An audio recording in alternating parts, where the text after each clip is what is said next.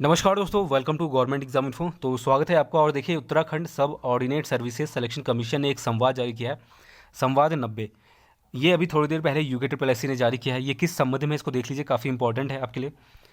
देखिए, सबसे पहले ये जो संवाद है आपका, वो है आपके सिलेबस को लेकर, यानी कि जो हाल ही में विज्ञापन जारी किए गए हैं उसका जो पाठ्यक्रम हो कैसा रहने वाला है। कौन से विज्ञापन है ये मैं आपको बता देता हूँ।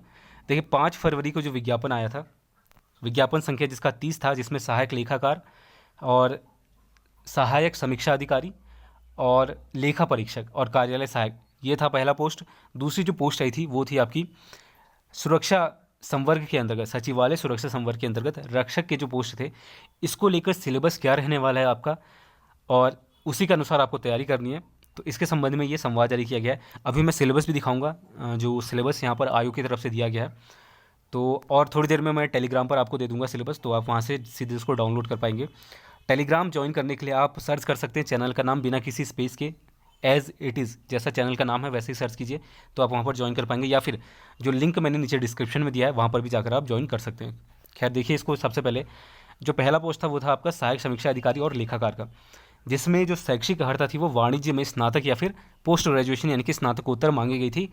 यानी कि आपका BBA, bachelor of business administration, या फिर इसके समकक्ष कोई भी मान्यता प्राप्त डिग्री आपके पास होनी चाहिए जो कि वाणिज्य में हो। तो इसी को लेकर ये जो न्यूनतम शैक्षिक अर्हता है वो इस पोस्ट को लेकर। अब इसको लेकर जो सिलेबस है वो कैसा रहने वाला है, तो ये जो सिलेबस है वो अभी मैं थोड़ी देर में दिखाने वाला हूँ। आप इसको वेबसाइट पर जाकर भी डाउनलोड कर सकते हैं, और चाहें तो आप टेलीग्राम जो मैंने बताया है वहाँ से जाकर डाउनलोड कर सकते हैं।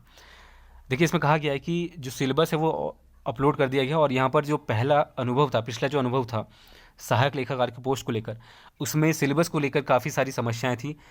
अभ्यर्थियों ने इसको लेकर मेंशन किया था आयोग को। इसी वजह से ये जो परिवर्धित पाठ्यक्रम है वो तैयार किया गया है।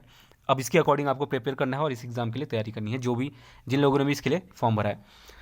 दूसरा है आपका, देखिए, 10th पास वाले जो कि रक्षक के पोस्ट के लिए अप्लाई करेंगे या कर दिया होगा, तो देखिए, शैक्षिक अर्हता यहाँ पर माध्यमिक शिक्षा परिषद उत्तराखंड की हाई स्कूल परीक्षा, या फिर यानी कि हाई स्कूल आपका कंप्लीट होना चाहिए, बेसिकली ये बात की गई है। तो हाई स्कूल का सिलेबस क्या रहने वाला है वो भी यहाँ पर दिया गया है।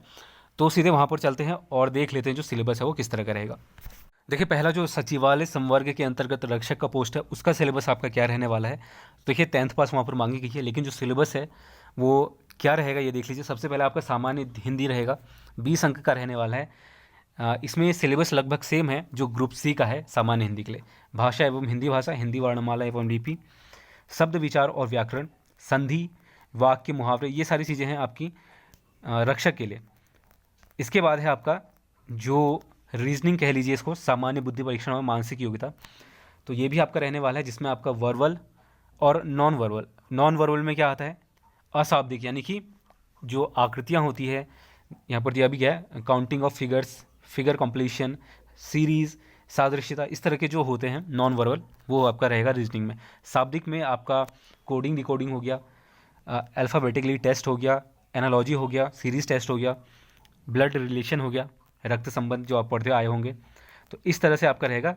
इसके बाद फंडामेंटल ऑफ कंप्यूटर्स, देखिए, ग्रुप सी में भी आपके कुछ क्वेश्चन कंप्यूटर पर पूछे जाते हैं, और सचिवालय सुरक्षा संवर्ग रक्षक के पोस्ट के लिए भी इसमें रहेगा, कुछ बेसिक कंप्यूटर के क्वेश्चन रहेंगे, जैसे बेसिक कॉन्सेप्ट क्या है, हार्डवेयर क्या होता है, सॉफ्टवेयर क्या होता है, इनपुट डिवाइसेस क्या होती हैं, स्टोरेज डिवाइस क्या होती है, सीपीयू क्या है, ये सारी चीज़ें जो बेसिक चीज़ें हैं जो आप पहले से भी पढ़ के आए होंगे।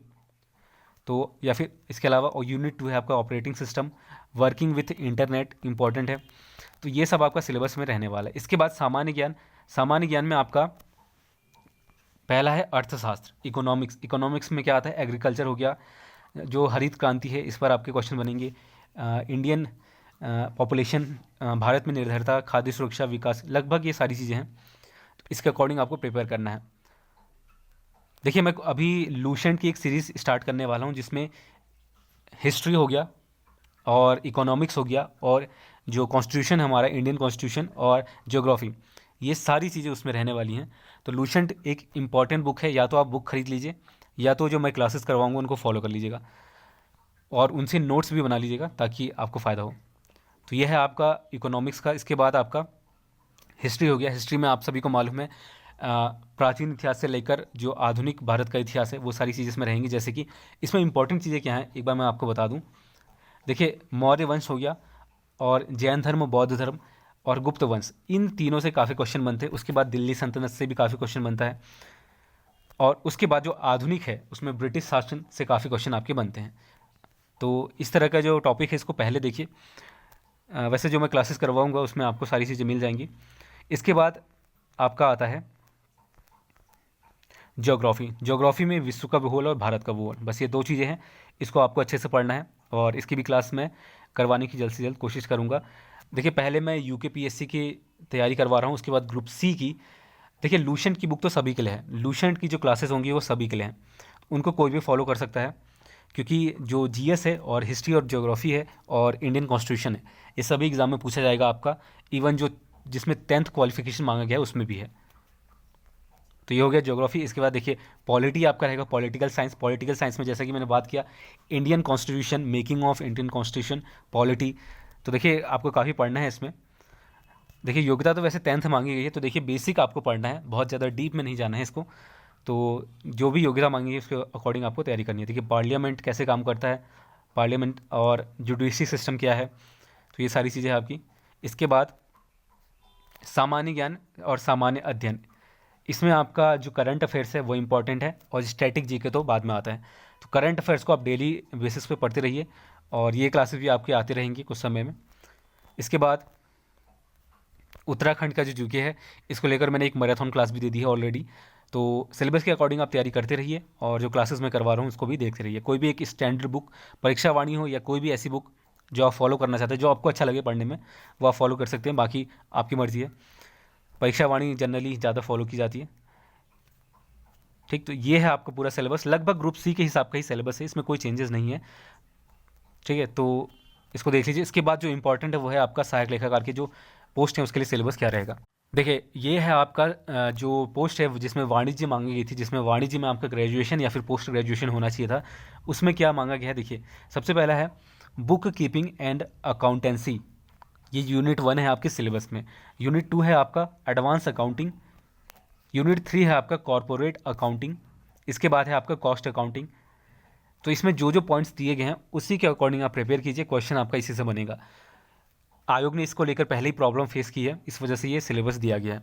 तो आप मान के चलिए ये आपका स्टैंडर्ड सिलेबस है, इसी को आपको फॉलो करना है। इसके बाद यूनिट 5 की बात करिए तो financial management and management accounting. इसके बाद है आपका टैक्सेशन लॉ एंड ऑडिटिंग, जिसमें आपका इनकम टैक्स और गुड्स यानी कि जीएसटी। तो ये तो दो टैक्सेस को आपको अच्छे से पढ़ना है। इसके बाद बिजनेस रेगुलेटरी फ्रेमवर्क, जैसे कि इंडियन कॉन्ट्रैक्ट एक्ट 1872 है, सेल्स ऑफ गुड एक्ट 1930 का है, पार्टनरशिप एक्ट है।